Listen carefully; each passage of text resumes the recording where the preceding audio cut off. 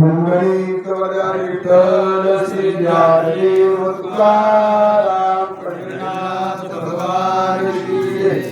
गोपाल कृष्ण भगवान की जय। वासुदेव भगवान रामचंद्र महाराज की जय। कपिवर मारुद्र हनुमान की जय। हरि हरि श्री गणेशाय नमः। श्री रामचंद्राभ्याय नमः। ऐसी उत्कट चिंता करिता तया कपिनाथा।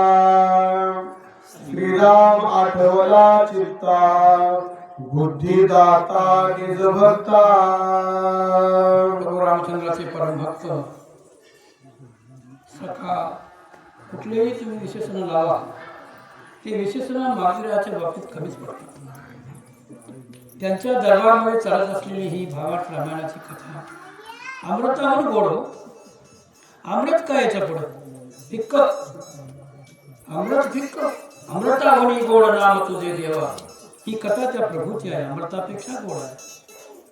आणि या ठिकाणच्या या सप्ताह मंडळाचे जे अध्यक्ष आहेत, उपाध्यक्ष आहेत, सचिव आहेत, त्यांचा सहकार्य करणारी जी मंडळ आहे त्यांचं मी अंतःकरणातून कौतुक करतो। कारण शक्तीच्या प्रसंगामध्ये 7 आध्ये एका बैठकीत बसून ऐकणं श्रुती मंडळाला फार अवघड होतं।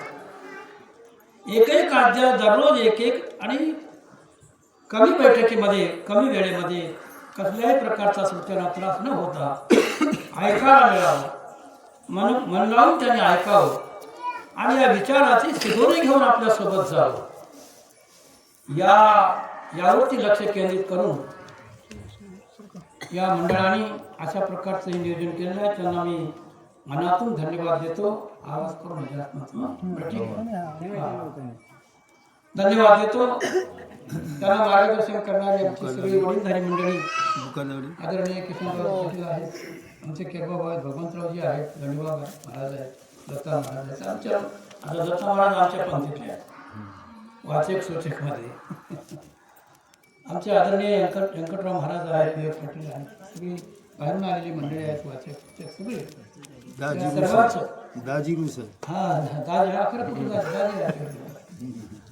भाऊजीचं फार नामकरण मोठं आहे।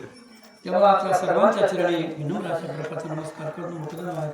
आमचे कुटवाड निवृत्ती महाराज आहेत, मनशूर महाराज आहेत, श्रीपती महाराज आहेत आणि माता भगिनी सगळ्या असणाऱ्या एकंबाईंनी या ठिकाणी सांगितलं की आम्ही हिनबाई आहोत म्हणजे बरं आहे। हिनबाईंनी या क्षेत्रामध्ये प्रवेश करून रामनामाचं अमृत घेता येते। मी कौतुक करतो त्या माऊलीचं आणि हिरकणबाईचं, त्याला धन्यवाद देतो की आपण नित्य अशा प्रकारच्या अमृताचं श्रवण घेत प्राचीन करावं।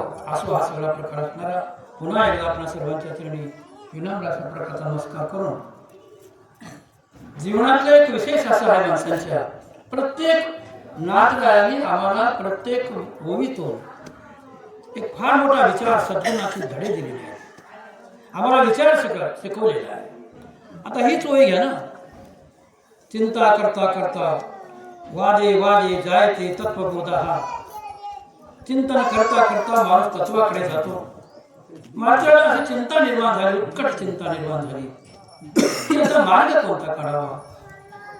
हा सगळा पर्वत उचलून येता येत नाही, औषधींचा भागा बांधून येता येत नाही, नेलो तर त्या ठिकाणी मी थट्टेचा विषय होईल। अशा प्रकारचा नाना प्रकारचा विचार करावा माणसानं। प्रत्येक कार्य करताना विचार करावं, हा सुद्धा धडा आम्हाला नाथाने शिकवला। पाऊल टाकताना, विचार करताना, काम करताना की मी जे काम करतोय ते खरंच योग्य करतो आहे का? आम्ही चांगला विचार करून जर आम्ही कार्य केलं, त्या कार्यातून त्या बोलण्यातून कोणाचंही अंतःकरण दुखवलं गेलं नाही तर ते फार मोठी भक्ती आहे। भक्तीच्या नाना वाटा आहेत। केवळ मंदिरात जाऊन फुलं वाहणे किंवा पूजा करणे इतकी सीमित किंवा मर्यादित भक्ती नाही आहे। आम्ही एकमेकाशी प्रेमाने बोलणं ही सुद्धा भक्ती आहे। आणि अशा प्रकारचा पश्चाताप झाला म्हणताना की मी आता करायचं काय, मी अभिमान केला, अभिमान फार वाईट, अभिमानानं कोणाचं बरं झालं? समर्थ रामदासांनी सांगितलं आम्हाला, असं हात वर करून सांगितलं, मना सांग पण राम ना काय झाले, अकस्मात ते राजेही सर्व उडाले. अभिमान कुणाला सुख देत नाही, दिला नाही, आणि तो अभिमान मी केला. हनुमंतराय म्हणतात, डोळ्यात हसू आले, चुकलं माझं. अशी चुकीची कबुली माणसाला द्यावं. आपल्या चुकीबद्दल माणसाला पश्चाताप व्हावा.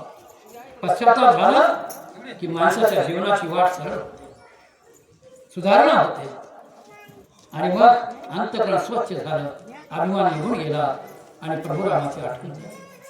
रामाची आठवण झाल्याबरोबर त्याला बुद्धी सुचली. नाही, रामाची आठवण, सत्याची आठवण, सद्बुद्धी येणारच किंवा माणसाच्या पुढे. काय सुचलं ते सांगतील मला पुढे. जो काया वाचा मणेशी शरण रे श्रीरामासी, क्षणार्धे सोडवी त्यासी राम भक्तासी कृपाळू. राम प्रभू राम भक्ताचा कृपाळू आहे, जीवलग आहे, सखा आहे. काय ज्याला रामाचं नाम आठवतो, जो प्रेमाने अनन्य भावाने त्याला शरण जातो, त्याच्यावरती राम कृपा करतो. हनुमान शरण गेले अनन्य भावाने. आम्ही का जाऊ नये? आम्ही का प्रेमाने इथं दर्शन घेऊ नये? आम्ही फार चुकतो हो. किती माणसं अंतर्मुख होऊन पहा, आपण किती लोक या ठिकाणी दर्शन घेतो, प्रेमानं नाम घेतो, 1 तास, अर्धा तास, 10 मिनिटं इथे बसून श्रीराम जय राम जय जय राम, श्रीराम जय राम जय जय राम असा नामाचा उच्चार करावा. केवढं आमचं जीवन धन्य होईल, धन्य होईल. भारतीय अशा प्रकारचा त्यांच्यावरती रामाची कृपा झाली. मग काय झालं पुढे? बुद्धीची बुद्धी आपण अंतरात्मा रघुनंदना, तिने होली प्रसर कपिनंदन प्रबोधिला. शब्द कसे वापरले? बुद्धीची बुद्धी राम, बुद्धीची बुद्धी, बुद्धीचा चालक तो, बुद्धीचा चालक, अंतःकरणात असलं आत्माराम तो, त्याची कृपा झाली, आणि त्यांनी एक स्फुरण दिलं, स्फूर्ती आली. राम मारुतीरायाच्या ठिकाणी आठवलं की काय करावं, सुचलं, रस्ता मोकळा झाला. काय बरं पुढे सांगतात. गजेंद्र काय धरिला आस्था, संकटी स्मरला भगवंता, काकुलती उडी सत्वरता, घालनी तत्वता उद्धरिला. गजेंद्र हातीनं मोठ्या आर्त वाढलं, आर्त म्हणजे तो त्रासात होता ना, अतिशय वेदना होत होत्या.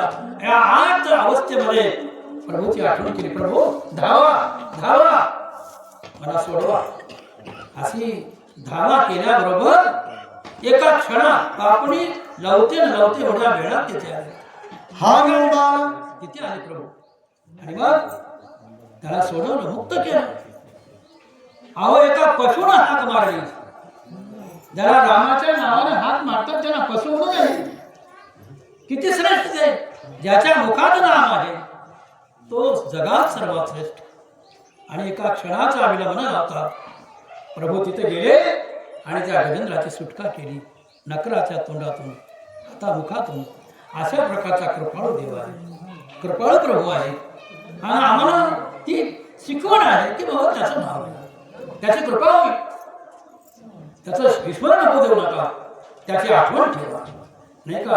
आता आमच्या ह्या वाचकताई आहेत, आमची कुशाबाई आहे, आमच्या हिरकणबाई तर आता सूचकच आहेत, त्या गवळणबाई हिरकणबाईच माझं नाव पण लक्षात आहे. गवळणबाई, मुक्ताबाई आहेत आमच्या. किती प्रेमळ आहे, काय झालं, या मातोश्री आहेत, भगिनी आहेत त्या.